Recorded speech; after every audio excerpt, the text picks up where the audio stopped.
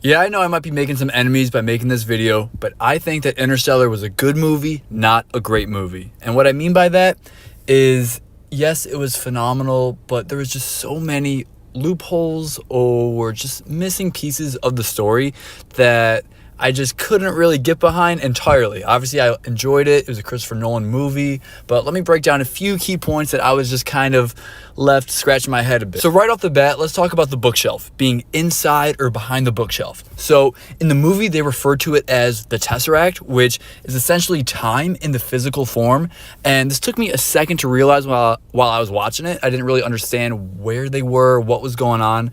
But time, as we all know it, isn't really a physical being or object, but Christopher Nolan decided to turn it into a place, which I'll give him credit. That was super cool. But the part that I don't like about the Tesseract is that how just kind of out of nowhere, kind of out of thin air, Cooper, who is Matthew McConaughey, gets boosted from the Tesseract and then is somehow just found floating in the middle of space.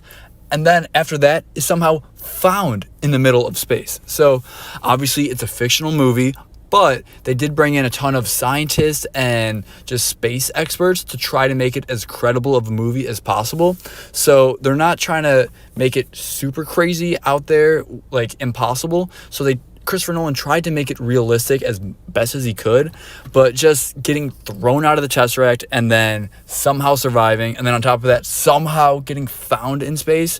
Maybe he had a tracker, who knows, but it was just a little unbelievable. But I just want to clarify, the anomaly of the bookshelf, very, very clever, but it had to get tied into the rest of the movie, and it was a little far-fetched for me.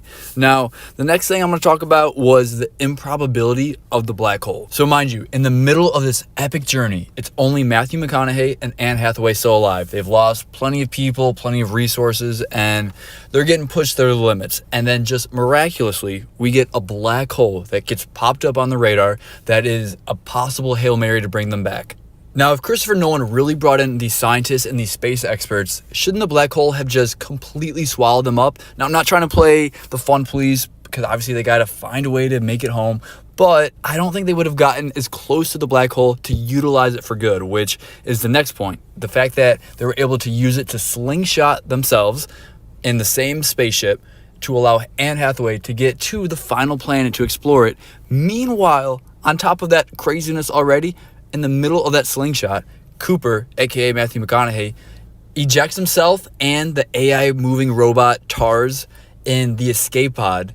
So not only does the main spaceship get slungshot out of the black hole and survives, but this little teeny tiny escape pod drops all the way down without hitting the black hole and then finds its way somehow in the Tesseract, which is also behind the bookshelf.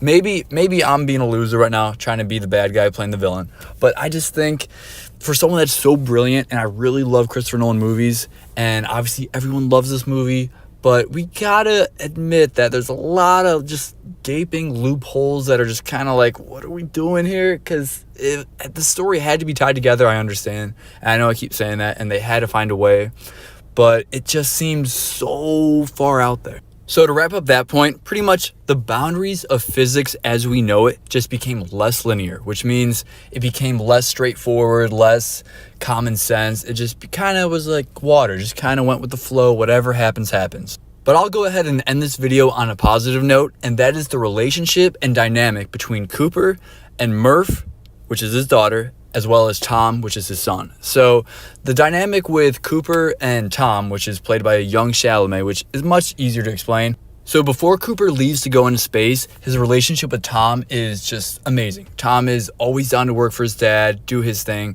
But then once Cooper goes up into space, Tom kind of loses track of who he is and his relationship with his father. It's kind of sad, but it is realistic. But Timothée Chalamet, he does his thing. I'm not gonna lie, he doesn't have a whole lot of time on screen, but he does a solid job. And the Cooper-Murph dynamic is one of the best we've ever seen on screen between a father and a daughter. It makes everybody cry, or at the very least, get a little teary-eyed. So yes, I love Interstellar, but we give it a little too much credit. Let me know what you think and drop a comment.